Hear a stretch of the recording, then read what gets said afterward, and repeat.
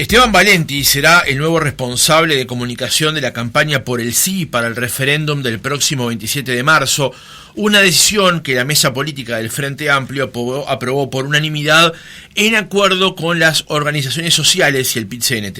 Valenti señaló en su cuenta de Twitter que esta será una gran responsabilidad que asume como militante. Él se define a sí mismo como cooperativista, militante político, periodista, escritor y director de UIPRES y Bitácora, pero también fue quien condujo las campañas de Tabaré Vázquez en 1989, cuando fue electo intendente de Montevideo, y la de 2004, cuando la izquierda llegó a la presidencia de la República. Además, también cumplió un rol decisivo en el referéndum de 1992 contra la ley de empresas públicas, impulsada en ese momento por el gobierno de Lacalle Herrera. ¿Por qué se da este regreso de Valenti al Frente Amplio? ¿Qué implica para este momento de su vida hacer esta campaña? ¿Qué lectura tiene justamente de los 135 artículos impugnados y están en disputa?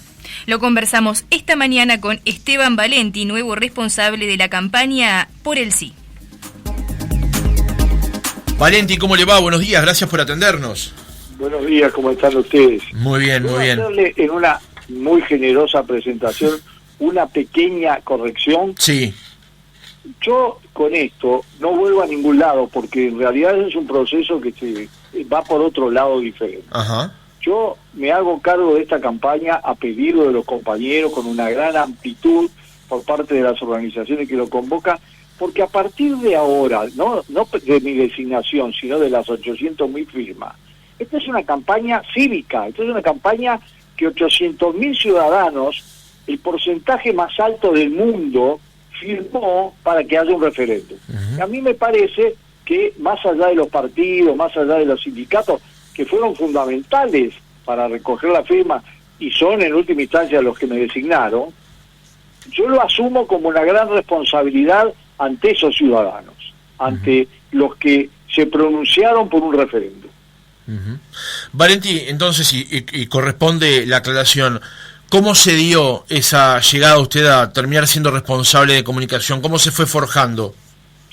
Bueno, hace como un mes y medio así, tomaron contacto conmigo un dirigente sindical que después me empezó a promoverlo, un dirigente sindical, digamos, de la Federación ANCAP, pero después fueron otros compañeros del Frente Amplio, las máximas autoridades del Frente Amplio y del PIT-CNT, dialogamos con ellos perfectamente, y ellos tenían que hacer un proceso interno, que lo hicieron y terminó por unanimidad. Ahora, mientras tanto nosotros teníamos que trabajar, aún a riesgo que no se aprobara, porque era imposible, faltan 8 semanas para una campaña electoral que tiene que llegarle a 2.400.000 personas. Entonces trabajamos y bueno, hoy lanzamos la ventaja de esta entrevista que ustedes ya conocen, el logotipo, uh-huh, la consigna, que es votar sí en defensa propia, el llamamiento, que es una síntesis de argumentos contra la ley, contra las leyes, porque en realidad los 135 artículos son básicamente leyes, ¿no? Con una característica, nosotros no estamos contra la LUC, vamos a entenderlo claro. Se aprobaron 341 artículos. Esos 341 artículos que se aprobaron son la mayor cantidad de artículos, y cientos de ellos fueron aprobados por unanimidad, la mayor cantidad de artículos y leyes, porque son leyes, aprobados para un gobierno al principio de su mandato y por urgencia. No hay, en la historia del Uruguay nunca hubo ese volumen. Uh-huh. Y bueno, por lo tanto no estamos, ni está el referéndum en contra de la LUC. Está en contra de 135 artículos que cambian, no solo institucionalmente, y reniegan de toda una historia. No, esto no es sobre los 15 últimos años, no. Vamos a entender, hay temas que vienen de mucho más atrás, que son absolutamente la construcción democrática y republicana que hicieron los uruguayos a lo largo de muchas décadas. Por ejemplo, lo de Antel.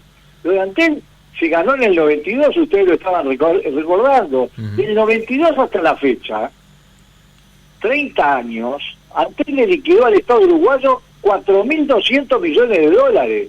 Se lo liquidó como ganancia y además nos dejó, a ver si teníamos o no teníamos razón en ese referéndum, la empresa mejor de telecomunicaciones en cuanto a tecnología y avance de toda América Latina, competidora a nivel mundial. Por algo las grandes empresas como Telefónica y Claro de Slim, nada menos, no pudieron desbancarla y empezó de atrás en el tema de celulares. ¿Por qué? Porque efectivamente hicimos una inversión impresionante, además de liquidar los 4.200 millones. Esos 4.200 millones, en vez de ir a los bolsillos de uno de los hombres más ricos del mundo y los accionistas de Telefónica, fueron para las obras y las acciones de 30 años de gobierno nacionales. Uh-huh. Entonces, por eso que estamos en contra de abrirle las puertas, en principio solo para los celulares, pero después va a venir Internet, después van a venir otras cosas porque ya están anunciadas. Claro. Valenti, antes de profundizar sobre los artículos, le quería hacer una consulta, porque usted lo decía recién, que a partir de la consulta que le realizaron ya se puso a trabajar, y el punto es que ayer a la noche llegó un mail de parte justamente de la campaña con este nuevo claim que es en defensa propia y un isotipo nuevo también. En este tiempo en el que usted estuvo interviniendo en la campaña sin que supiéramos que ya iba a ser o que finalmente se concretara su designación como responsable de la comunicación, ¿qué depuró de la campaña? Porque quienes lo escuchamos en la tertulia de los jueves en Perspectiva, por ejemplo, sabemos que usted no estaba de acuerdo con el claim que se estaba usando, que era la LUC no es Uruguay, y también la discusión que ya quedó anacrónica, digamos, por el tema de los colores. Bueno, empecemos por lo último. Hubo una discusión en la que se discutió precisamente el tema de los colores. Yo no tengo las más mínimas dudas que la Corte Electoral, por primera vez, yo no me recuerdo, la Corte Electoral uruguaya en 1980, en plena dictadura, asombró al mundo defendiendo y validando una votación contra la dictadura. Ustedes lo recuerdan igual que yo, ¿no? Uh-huh. Bueno, en plena democracia, por un voto, hace una maniobra que queda en evidencia en toda la campaña del no. Por algo el no mete el celeste hasta en la sopa, en todos lados, lo pone en el jingle, lo pone en el video, como si el celeste fuera que distingue a los uruguayos, es el único, ellos son los únicos uruguayos. Yo dije, es una maniobra, es una cosa vergonzosa, pero lo que depende es que hagamos una buena campaña, porque yo estoy en contra de la LUC desde que la estudié detenidamente. Y a partir de eso nos pusimos a trabajar en lo que nosotros pensamos que son los temas prioritarios que están incluidos, la consigna y los temas que están incluidos en un llamamiento que se está imprimiendo por cientos de miles, que se va a distribuir en todo el país, que está en todas las redes hoy, que mandamos a todos los medios, y la verdad es que, tenemos nuestra preocupación, porque si bien es cierto que me llaman a mí algunos, no le dan la difusión que tendrían que darle y que le darían si no fuera que les preocupa que efectivamente estamos pegando en el clavo. Yo sobre la otra campaña, obviamente, ya lo dije, no estaba de acuerdo. A mí me parece que esta es una batalla entre uruguayos con diferentes opciones y que después del 27 de marzo llega el 28 y hay que seguir. También te diría que nosotros estamos preocupados por el 28, porque hay cosas que no están en la LUC, pero que sí en los 135 artículos nefastos, pero que ya están preparándose para después. Por ejemplo, se paró el monopolio del puerto. ¿Por qué? Porque no quiere que le exploten los 700, 800 puestos de trabajo que se van a perder. Ajá. Entonces lo convencieron a Catón Natí que espera hasta el 1 de abril.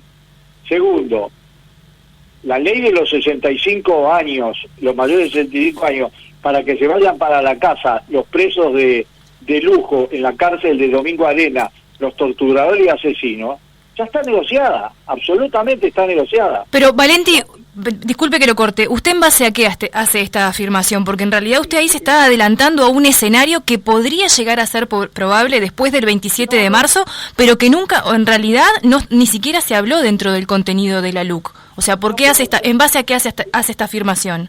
En base a que soy periodista, y los periodistas averiguamos cosas. Entonces te estoy diciendo que también me preocupa a mí lo que es la LUC y las consecuencias que va a traer. Porque efectivamente, a ver, ha puesto la mano derecha a que va a pasar esas dos cosas. Y otras también. El aumento de los combustibles.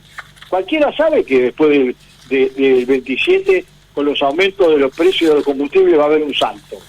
¿Saben? Que se ha manejado, ¿gracias a qué se ha manejado? Se ha manejado gracias a un huracán de cola, que es la sequía en Brasil y la venta a precios exorbitantes de la energía Brasil. Muy bien hecha la venta, pero vamos a entenderlo claro, se termina la zafra, se termina la zafra y a partir de abril empiezan los aumentos todos los meses. Y esas cosas hay que decirlas, ¿por qué no? Si eso es lo que uno piensa y además se arriesga. Yo me arriesgo a decir esas cosas. Ahora, Valenti, vuelvo al inicio de lo que fue mi pregunta. Cuando usted comenzó a asumir su responsabilidad en la campaña, ¿qué es lo que tuvo que depurar de esta campaña? Y le vuelvo a hacer esta pregunta porque una de las razones las que yo creo como periodista, justamente, además por lo que he podido averiguar, es que parte de colocarlo a usted en esta responsabilidad tiene, por supuesto, el respaldo de los años de experiencia que usted tiene en la tarea, pero también un concepto o una idea de ordenar un discurso que hasta ahora aparecía como desordenado. Bueno, nosotros empezamos de cero, para decirte algo, no nos fijamos lo que se había hecho para atrás porque no teníamos ni siquiera tiempo.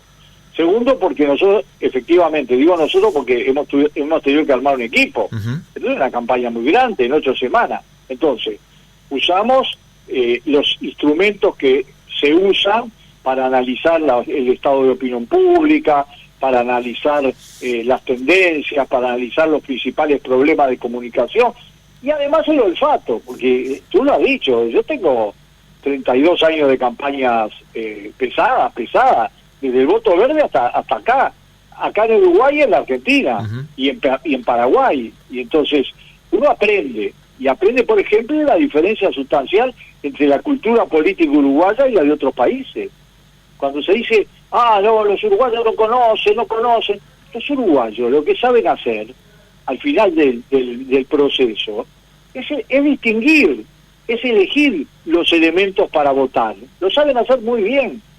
Lo hicieron en el 80, lo hicieron en el 82, lo hicieron en todos los periodos. Y cuando se ganó y cuando se perdió, eligieron. Tenían una determinada posición y eligieron. ¿Ustedes creen que en las reformas constitucionales la gente se conoce toda la Constitución? No, pero ¿sabe cuáles son los temas fundamentales? Esa es la tarea de una campaña. Es, primero, muy importante, informar lo máximo posible. Nosotros vamos a informar lo máximo posible a través de la web, a través de las redes, etcétera, porque hay artículos que subrayando algunos aspectos ya alcanza, para que la gente perciba lo que hay de malo. Por ejemplo, en el tema de la educación, cuando se disminuye totalmente la responsabilidad de las familias en cuanto a la obligatoriedad de la educación, el tema de la educación pública, etcétera. No se privatiza, eso no es cierto. Yo soy un enemigo de las truculencias. Nunca hicimos truculencias en las campañas, pero hay cosas que se sintetizaban. Bueno, muy bien. El discurso había que ordenarlo, efectivamente. Lo hicimos entre todos. Yo digo, vamos a entenderlo claro. Ese llamamiento fue discutido, fue aprobado por la comisión y por todos los compañeros que promueven esto. No se lo podemos proponer a 800.000 para que lo analicen. Y lo vamos a ir corrigiendo y mejorando. Ahora hemos incorporado algunas personas que hacen por sí sola aportes a la campaña, pero extraordinariamente valiosos. Bueno, hemos tratado de reflejar, y lo vamos a hacer mucho más, que no haya voceros. Yo no soy vocero de la campaña, vamos a entendernos claro. No tiene vocero la campaña. ¿Por qué? Porque una campaña de 800.000 personas, lo que hay que lograr, el primer objetivo es que hable la mayor cantidad de gente posible. Uh-huh. Y lo estamos logrando. Empieza a sepultarnos la cantidad de gente. Tuvimos que cambiar toda la estructura de la web, porque va a haber que poner todos los días no sé cuántos mensajes, etcétera, de la idea, video, memes, de todo. Y bueno, lo vamos a hacer. ¿Por qué? Porque es el espíritu principal de esta campaña. Una campaña ciudadana. Valenti, le consulto ahora por un artículo en particular, que es el de la portabilidad numérica, porque en el caso, hasta ahora, por lo menos, lo que se decía de este artículo sobre la portabilidad numérica era que le iba a generar un perjuicio a Antel. Sin embargo, en las últimas semanas, un referente también del Frente Amplio, Rafael Michelini, dijo que en realidad hasta ahora, según la información que él tenía, este artículo sobre esta portabilidad numérica había favorecido notoriamente a Antel. Entonces, tampoco queda claro cuál es el tema, cuál es la postura sobre la portabilidad numérica que hay dentro de los defensores justamente del sí. La última vez que tuve datos, 1.500 se pasaron a Antel y 40 se fueron de Antel. Por lo tanto, efectivamente, yo también estoy en contra del monopolio de una empresa, absolutamente. Pero vamos a entendernos claro. A ver, ¿por qué pasó eso? Porque Antel gastó cientos de miles de dólares en esta campaña, porque es parte de la campaña de referéndum. Hizo un video que yo no recuerdo en el Uruguay, en toda, y miren que yo miro televisión, y ustedes también, no recuerdan un video ni lo de los salames, que tenga tantas personalidades. Impresionante. Se refiere, para aclarárselo al oyente, se refiere a la publicidad de una empresa frigorífica, digamos. Sí, ahí va. Pero esto no le llega ni a... Esos son un grupo de gente de fútbol, acá hay de todo, absolutamente. Está bien, además se gastaron, en esos cientos de miles de dólares, se gastaron 2 millones de dólares en la portabilidad y además se gastaron, digamos, millones están gastando hasta el 27, como parte de la campaña lo están gastando en la televisión. Ahora, ¿qué sucede? A eso se le agregó otro hecho. Hay miles de personas en las redes haciendo campaña por Antel y nadie hace campaña por las otras dos empresas. Es más, ¿a ustedes no les llama la atención que las otras dos empresas casi no han hecho nada? Han hecho un videíto, etcétera. ¿Por qué? Porque están esperando que pase el 27. Después del 27, si se confirma la portabilidad, van a alargar una ofensiva feroz. ¿Por qué? Por una razón muy simple, porque ellos pueden gastar muchos más millones de dólares, incluso en hacer dumping con los precios, que lo compensan en otros países, y nosotros no lo podemos hacer. Y yo pregunto, si no pudieron ganar espacio con los sistemas anteriores, ¿por qué es necesario? Se dice que es un problema de libertad. No es cierto, no es cierto. ¿Por qué nosotros le tenemos que facilitar ahora los celulares y después Internet, cuando nosotros hicimos todo? No lo hizo los gobiernos del Frente Amplio, están equivocados. Pero eso está contenido, Valenti, eso está contenido en la ley de... que estamos acumulando en Antel. Eso está contenido en la otra ley que se llama de medio, tiene un nombre más largo, digamos, pero no en esta en particular, ¿no? No, pero esa es otra de las leyes que está pactada como contrapartida del tema de los 65 años. Y ustedes me llaman por teléfono si no sucede, y yo hago una autocrítica total. Okay. Si esto no sucede, pero yo les puedo asegurar que está acordado. Valenti, volviendo al tema de la portabilidad numérica, esto que usted está planteando ahora no era el reclamo que en su momento planteó Sutel, que inclusive hizo que Sutel fuera hasta la justicia. O sea, se presentaron y dieron una conferencia de prensa no dando estas razones con respecto a su desconformidad con la portabilidad numérica. De hecho, desde el sindicato plantean totalmente lo opuesto, que esto iba a ser perjudicial para la empresa. Y inclusive va a ser perjudicial. Lo único que va a empezar después del 27. Nada más que eso. Es decir, va a ser absolutamente perjudicial. Va a perder clientes, muchos clientes, porque van a hacer dumping, van a hacer cualquier cosa. Y eso va a afectar, ¿qué? Las ganancias de Antel. ¿Y por qué yo le tengo que dar ganancias a Slim y a los accionistas de Telefónica en lugar de que se quede en el Uruguay una parte de esa ganancia sin abrirle la puerta de par en par y sin poner en peligro una empresa que es líder en toda América Latina? Ningún otro país tiene una empresa como Antel, porque en el 92 ganamos referéndum. Y esto es, como no la pudieron vender entera, la van a vender en pedazos. ¿Por qué? Porque en este periodo se perdieron cantidades. En este momento se ganaron 1.500, pero antes teníamos el 51, 52 y estábamos en el 48, ¿eh? Y cuando vos hablas 1.500 en el número de clientes, porcentualmente es cero, ¿está claro? Pero cuando hablo 4%, en 2 millones, estás hablando de 40.000, ¿eh? ¿Está claro?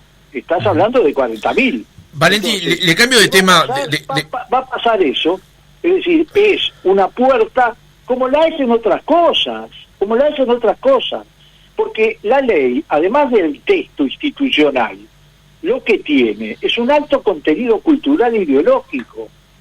Esta no es una batalla solo institucional, es una batalla cultural e ideológica. Ahí va, déjeme profundizar sobre eso, porque en unos reportajes con unos colegas durante el fin de semana, usted justamente hablaba de este tema de la gran batalla cultural que significa este referéndum del próximo 27 de marzo. En particular, ¿a qué se refiere con ese término de batalla cultural? A ver, cuando usted refiere la libertad, y toma como planteo la libertad, a que usted, por problemas de precio, prefiera que la plata vaya a Slim y a los de Telefónica en lugar de Antel, cuando en realidad los precios hasta ahora han sido altamente competitivos y las prestaciones han sido absolutamente fundamentales de Antel. No hubiéramos pasado la pandemia con el plan Ceibal sin Antel, por ejemplo, para tomar un solo ejemplo. Eso es cultural.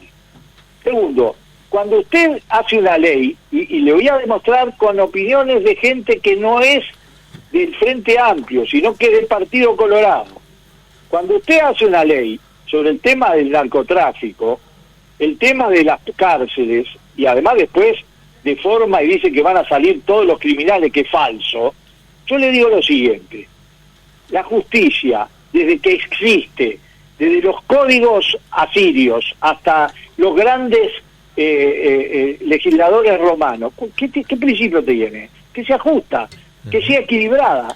Entonces, es equilibrado una ley que establece, por ejemplo, en dos planos, dos cosas terribles.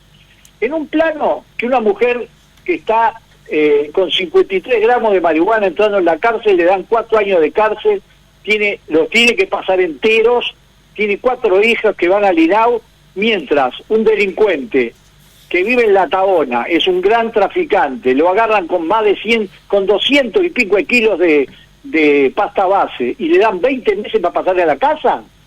Ese es el artículo, eso es lo grandioso.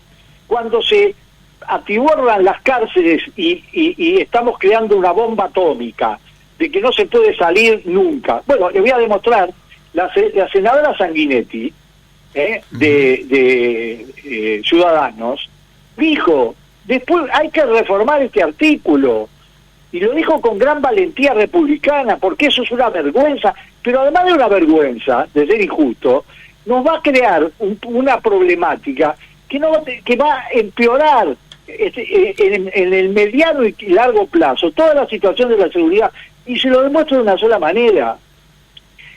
Más del 80% de los presos tiene menos de 30 años, van a salir más feroces, más delincuentes, peores, porque además de estar hacinados, ni siquiera le damos la posibilidad de trabajar, o no los incentivamos a trabajar y a estudiar, porque no tiene ninguna ventaja. Y eso está en la LUC, eso está en los 135 artículos de la LUC. Lo repito, nosotros no estamos en contra de toda la LUC, ni le ponemos palo en la rueda al gobierno, porque 341 artículos se votaron. Pero esto que te digo es un aspecto. El otro aspecto es este: la justicia tiene que ser justa. ¿Cuál es el gran instrumento, el corazón del mundo del narcotráfico y de la corrupción? El lavado de dinero. En todo el lado del mundo, en todo el lado del mundo avanzan, reducen la cantidad de plata en efectivo. En el Uruguay retrocedemos y le ponemos $100.000, que pueden ser varias partidas, libres de usarse en efectivo. ¿Quién de los que está escuchando anduvo alguna vez con $100.000 para hacer algún pago? Nadie. Porque entre otras cosas tenés que conseguir un camión blindado o tener pistoleros que te apoyan. Bueno, a ver, en los 2 años de estos 135 artículos, que alguien me diga un solo caso de procesamiento por lavado de dinero. No hay. ¿A usted no le llama la atención? Entonces, ¿es justa hasta esa ley? No. Y esto estoy hablando de la ley, concretamente. Y podríamos seguir. Ahora, justamente en el tema seguridad, Valenti, es donde el gobierno más hace pie, digamos, cuando incluso la semana pasada presenta los datos del observatorio de la Comisión de Delitos durante 2021 comparado con el 20 y con el 19, y manifiesta que un instrumento para lograr esos datos es justamente algunos artículos considerados dentro de la ley de urgente consideración. Entonces imagino que cuando hablamos de batalla cultural, también en particular se tiene que decir o se tiene que plantear este tema de la seguridad, viendo que hay más presos o más personas cumpliendo, estando privadas de la libertad, lo que puede redundar en mayor seguridad, y ese era un reclamo al comienzo de esta administración. Perfectamente planteado. Primero, hay 2.000 presos más y había 10.000. Somos el país de América Latina con más presos por habitante. Segundo, somos por lejos el país de América Latina y del mundo, entre los 3 primeros del mundo, con más muertos en las cárceles cada 10.000 presos. Tenemos 140 cuando la Argentina tiene 46, para darnos una idea. Segundo. Tercero, a ver, yo entre las cifras de la Fiscalía y las cifras del Ministerio del Interior que inventó esto de las muertes dudosas, yo me quedo con la cifra de la Fiscalía. ¿Saben por qué? Porque veo los canales de televisión todas las noches. Y todas las noches, y sobre todo los fines de semana, es un aquelarre el tema de los homicidios. Todos pibes jóvenes y solo el 50% se aclararon de esos homicidios. Tercero, yo creo que, tercero, una cosa elemental, en todo el mundo la delincuencia en el año 20 bajó un 40%. Así, ¿por qué nosotros tenemos que estar afuera? Así que sirve justificar todo lo que nos pasa con la pandemia por lo que pasa en el mundo, pero no sirve el hecho de que por la pandemia, la reducción de circulación, etcétera, bajara el delito 40% en todo el mundo. En el Uruguay no bajó 40%. Cuarto, a ver, ¿por qué comparan el 21 con el 19? Porque en el 20, con la pandemia, con la pandemia y con otra cosa que yo quiero reconocer, con Jorge Larrañaga. A ver, Jorge Larrañaga se puso al hombro el ministerio y le dio una impronta y tuvo un papel. Se fue Larrañaga porque se murió y cambió radicalmente la cosa. Y si ustedes quieren hacer una cosa, nosotros lo hicimos en los grupos motivacionales, lo hicimos en la encuesta. Otra vez, el tema de la inseguridad en los barrios está planteado duramente. Es sensación térmica. Yo la critiqué en el Frente Amplio cuando se hablaba de la sensación térmica. La sensación térmica es parte de la realidad. Y está pasando en las zonas pobres, en las zonas intermedias, está pasando terriblemente. Y guerra de bandas, etcétera. Entonces, si eso no fue la luz, y además se está postergando algo que es fundamental. Entonces, tendríamos que haber aprendido que hace falta un gran proyecto y acuerdo nacional, no solo del Estado, porque ese dinero de las políticas del Estado es deformante. Un gran acuerdo nacional quiere decir las organizaciones sociales, las iglesias, todo, porque está en el medio el tema de la violencia en las familias que ha crecido, las muertes de mujeres, está todo el panorama, está la degradación, que un clásico de fútbol parece la batalla de Verdún. Bueno, entonces, esta ley retrasa y expulsa esa perspectiva obligatoria, que nos va a llevar mucho tiempo, que va a ser un proceso lento, porque el que diga que va a resolver la seguridad rápidamente es falso. Y bueno, entonces yo creo que hay que anular los 135 y después ponerse a trabajar de otra manera, como sabemos hacerlo los uruguayos. Lo hemos demostrado. Bien, Valenti, usted recién mencionaba que le quedan 8 semanas simplemente para hacer esta campaña, lo cual manifiesta que es como muy poco tiempo. ¿Con qué recursos cuentan para movilizarse en esta campaña, bueno, de cara a la proximidad del referéndum? Mucho ingenio, mucha gente, pero mucha gente, que es la clave, gente, la que juntó la firma, la que firmó, la que está en las redes, la que se desató en las últimas semanas, etcétera, y poca plata, como siempre. Pero yo no me quejo de eso porque, a ver, ustedes mencionaron algunas campañas. En el 92, cuando nos tocó en la segunda vuelta para llegar al 25% de los votantes, que era el sistema anterior de los referéndums, no teníamos plata. Y cuando llegó el referéndum, no había un centésimo, pues se había gastado toda. Lo hicimos. Yo les puedo decir que a mí me han tocado campañas que eran prácticamente, ¿sabes?, que por diferentes motivos eran desproporcionadas. Yo sacaba las cuentas, cuando se hacía la rendición de cuentas, cuánto le había costado un voto a cada una de las opciones, y nosotros siempre éramos 4 o 5 veces menos. Con otro detalle, el gobierno, cosa que no es anticonstitucional, lo quiero decir, porque en este país se ha transformado en un vicio a todo decir que es anticonstitucional. Pero el presidente es el presidente de todos los uruguayos, de los que votan el sí y de los que votan el no. Pero bueno, está bien, es el punto de fuerza principal. Hola. Sí, lo escuchamos perfectamente. En el cierre del reportaje... La principal sí. de la campaña. Y además de la plata, tienen todo el peso del gobierno. Muy bien, hay que respetarlo, hay que discutir. Y eso es lo que vamos a hacer. Usar todo el ingenio y la experiencia acumulada, incorporando 2 grandes vertientes. Jóvenes, porque no por eso de siempre, de pasarle la mano a los jóvenes, sino porque además hay cosas técnicas, forma de comunicación, lenguaje, lo manejan solo ellos, nosotros no tenemos experiencia sobre eso, entonces hay que incorporarlos. Y segundo, mujeres.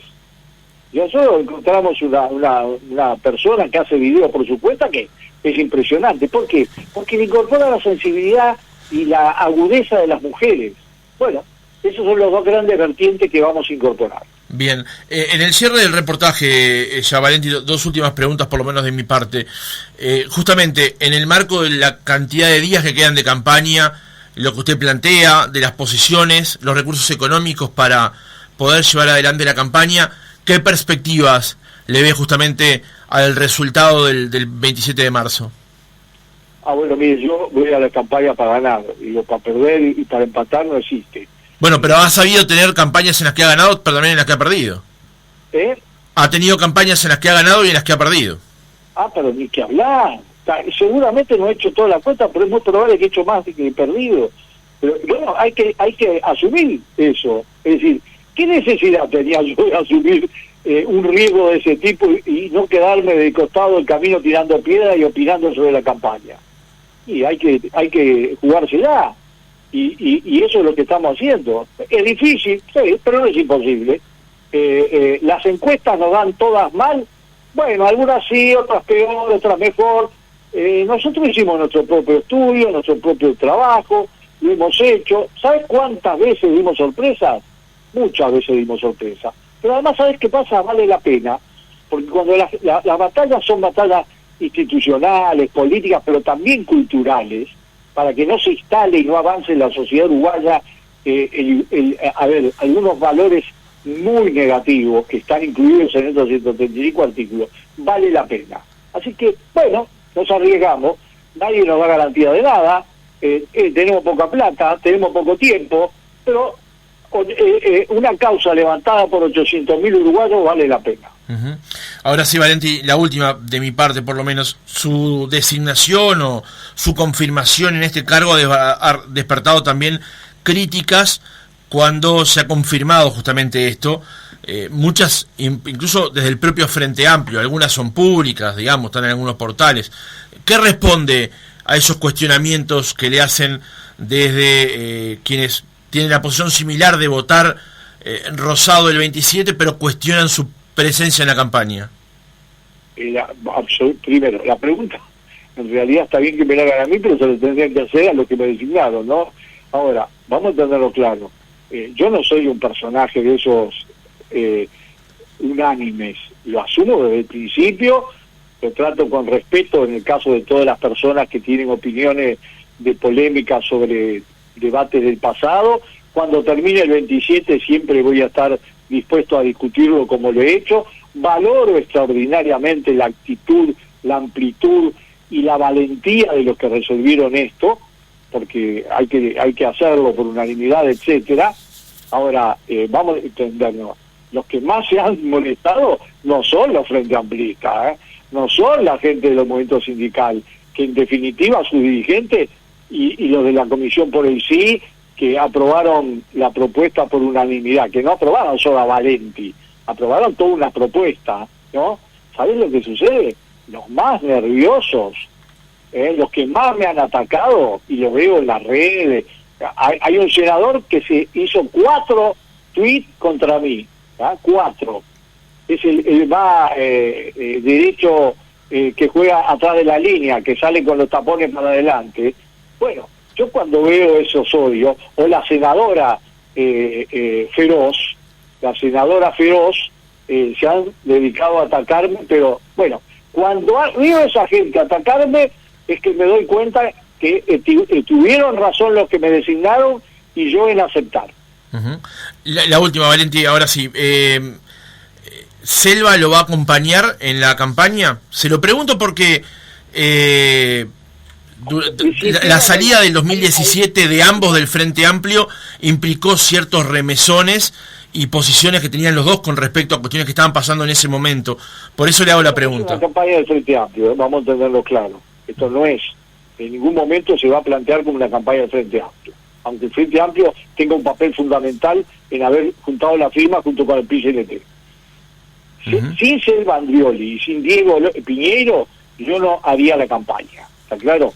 Porque aún armando un equipo y aún Selva no teniendo la agencia como tenía antes, a 1 cuadra y media de mi oficina, bueno, estamos trabajando juntos, absolutamente, porque además ellos tienen capacidades profesionales y capacidad de diálogo con todas las estructuras que hay que montar. En 10 días tuvimos que hacer todo, que no lo podríamos haber hecho, yo no lo podría haber hecho. Entonces, y hay muchos compañeros de la vieja época que se han ofrecido y que están trabajando en gente nueva, absolutamente, gente nueva que lo hace como nosotros, como militancia. Entonces, vamos a tener que recurrir a estructuras profesionales para algunas cosas, porque ahora hay algunos frentes que son obligatorios, ¿no? Pero yo te diría que hemos armado, en principio, un muy buen equipo. Y todos se arriesgan, todos, porque ¿para qué cargar con esta enorme responsabilidad? ¿Por qué? Porque es una causa muy justa. La sentimos profundamente. Y eso es lo que más nos interesa. ¿Ustedes creen que nosotros en el voto verde, en el 89, no sabíamos que era casi imposible ganar? Mucho más que ahora. Ahora partimos de diferencias mínimas. En esa época partimos de diferencias de 30 puntos. Ahora son mínimas. Y bueno, y tenemos confianza en la capacidad de comunicación y en la justeza de nuestra batalla. Pero ustedes creen que sabíamos que era dificilísimo. Y nos jugamos enteros, y dimos una batalla terrible. Y el resultado fue extraordinariamente positivo. Porque empezamos a dar vuelta a la impunidad. Porque nadie salió a festejar después del 89 que había ganado el voto amarillo y había perdido el verde. Pero perdió desde el punto de vista de las cifras, sí, pero desde el punto de vista moral, desde el punto de vista de la argumentación y demás, dimos una gran batalla. He perdido otras, ¿cómo no? Y no solo yo, sino el equipo, pero también, a ver, en el 92 aplastamos al gobierno de turno, al gobierno de la calle Padre, que quería vender las empresas públicas con el apoyo de un sector del Partido Colorado, y le ganamos 70 y pico a 20 y pico. 78 a 22 fue. 78 o 72, pero una barbaridad. Y sin plata. Me acuerdo un spot que había en la campaña que decías, como no tenemos plata, cuando veas toda la campaña de los partidarios de vender las empresas públicas, acuérdense de nosotros, que la hacía una compañera, una amiga nuestra, la esposa de Corto Buscalia, ¿no? Pero bueno, digo, lo hemos hecho muchas veces. Y yo creo que es parte del gran debate democrático de este país, que hay que tomarlo como tal. Todo lo que sea truculento no ayuda. Cuando sale un aviso en el diario de Salto que dice que los que apoyan al sí están con Bao y con Stalin, además de mentir totalmente, porque en este país no hay nadie desde hace 50, 60 años que tenga ese tema. ¿Qué tiene que ver con el referéndum? Eso es falta de argumentos. Es como si yo dijera que los que apoyan el no están por la dictadura. Esa es una estupidez, absolutamente una idiotez. Me envilece mucho más a mí que a los que va referida a la publicidad. Bien, Esteban Valenti, seguramente te vamos a tener nuevas oportunidades de comunicación de acá al 27 cuando sea... Amigo de esa radio hace mucho tiempo y la aprecio mucho y sé que ustedes son muy abiertos. Les agradezco. Responsable de la comunicación de la campaña del sí, muchas gracias por haber estado otra mañana con nosotros. Por favor, hasta luego.